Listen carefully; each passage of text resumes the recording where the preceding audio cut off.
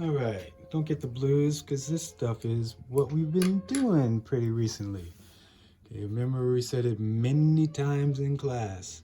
What's the sum of all three angles of a triangle, of any triangle? Suma de todos los ángulos de un triángulo. Suma 180. Okay? Es lo mismo de un línea, un straight angle, ángulo estrecho. Okay? Okay? 180 grados. Perdón, 180 grados.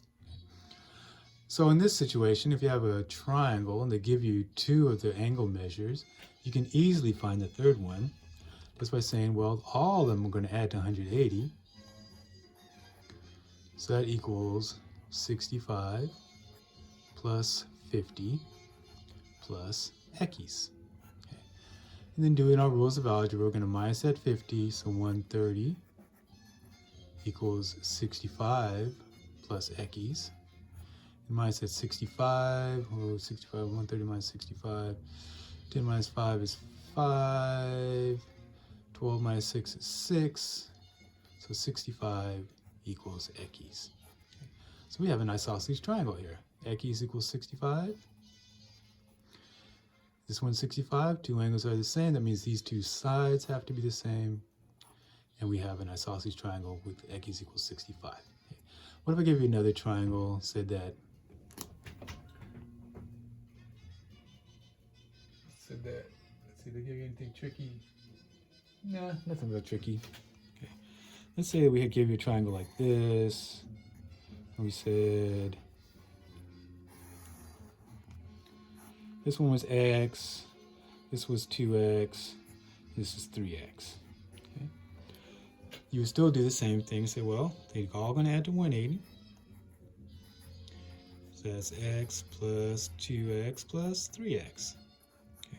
1 plus 2 plus 3, that makes 6x. And take the 1/6 or divide by 6. Okay, 6 cancels out, leaves us with x. 6 goes into 18 3 times, and that 0 comes down with it. So x is 30. This makes this a 30, 60, 90 triangle. Makes this a right angle. Okay.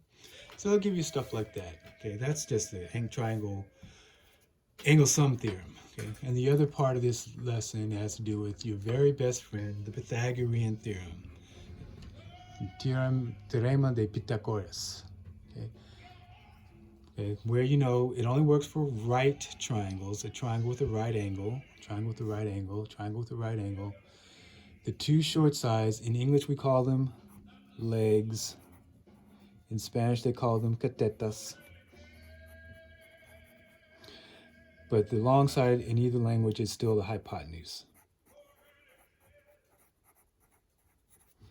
Okay, that's this side, the long side. Or hipotenusa in Espanol. Okay? Hipotenusa. Okay, the hypotenuse, the longest side. Lado más largo, the longest side. So the longest side, if you square it, is equal to the square of the two shorter sides added together. Take, for example, this situation where we said one side is x, one side is 35, one side is 37.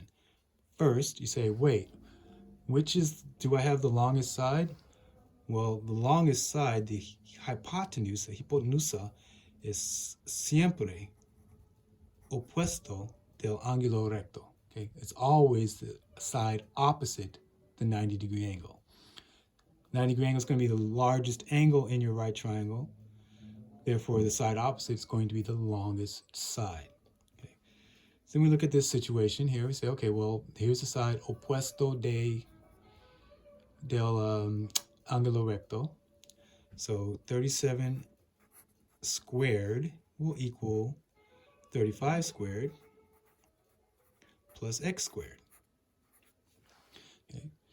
So we can see that now we have to minus that. So we go 37 squared minus 35 squared.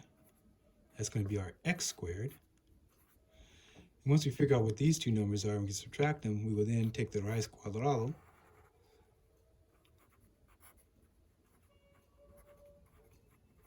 and that'll tell us what x is. I did this without having my calculator handy.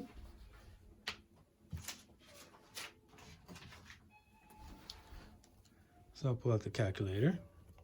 We said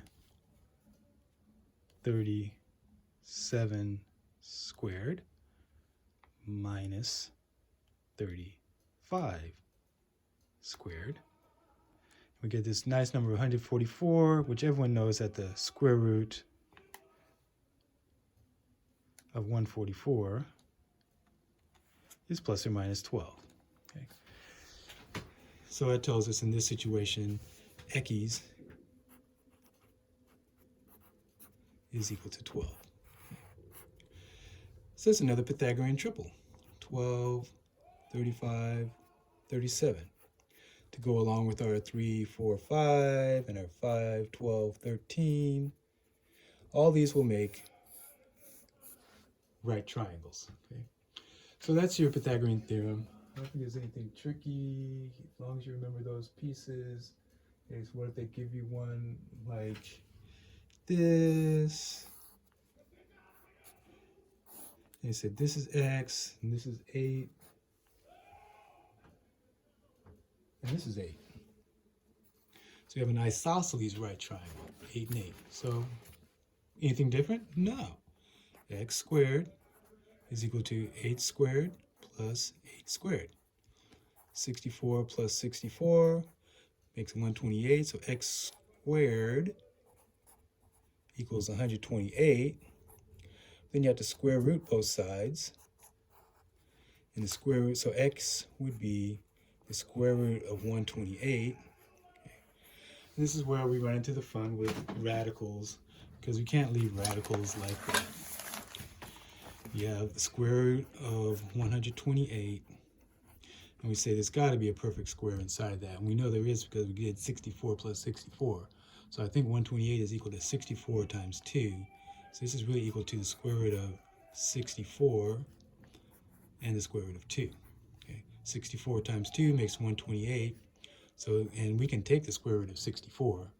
So our real answer would be 8 radical 2. Okay. You could get your calculator, 128. Oops, I got to do the other way around, clear. Second, 128. And you'll see you get this weird number, 11, and a whole bunch of other decimals, 11.3137085. So we know that this is approximately 11.3. Okay. We don't usually do that unless we have to figure out something in the real world. If we're doing pure math, we would leave it as a radical expression. Okay. But please don't leave it as just square root of 128 when you can simplify it. Okay. Simplify radicals.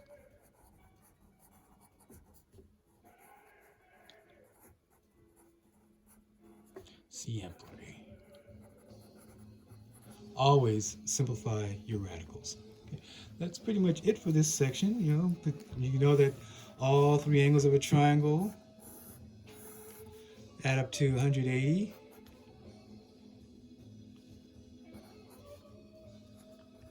So in this situation, 180 equals, we know that's 90, plus x plus 2x, minus 90, so 90 is equal to 3x, and again we got x equals 30. So we got another 30, 60, 90 right triangle. I must be stuck on that in my brain. And with Pythagorean theorem, I could use the same triangle. Say this was 15. We didn't know what this was, but we knew this was 5. Okay, 15 squared equals 5 squared plus x squared. 15 squared minus 5 squared equals x squared. And please don't say that 15 squared minus 5 squared is 10 squared, because no, this is 225 minus 25, and we get 200 is our x squared, raíz cuadrado, x is square root of 200, but that's 2 times 100 is the square root of 100 times the square root of 2, so that's 10 radical 2 equals x. Okay.